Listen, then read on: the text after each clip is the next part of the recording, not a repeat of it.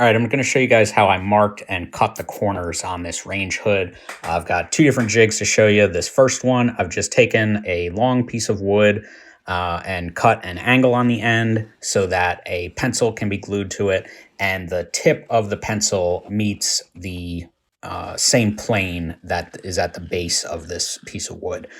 So that allows me to mark it. The problem with this is that it marks the inside, and you kind of got to lean over and look to make the cut like I'm doing here.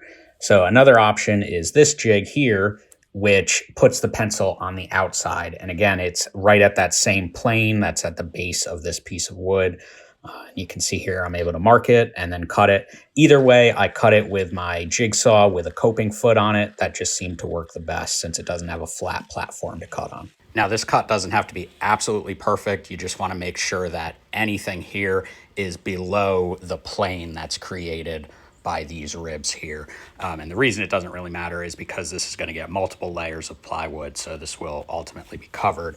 And for all the future cuts, I'm going to use a palm router. I've got one with a square base here, and you can see it's got a little bit of a gap under it, but that's no problem. It'll still work just fine, and it'll end up riding against the plywood that's going to be here. And when I put that plywood on here, I'll end up cutting that with this trim router here.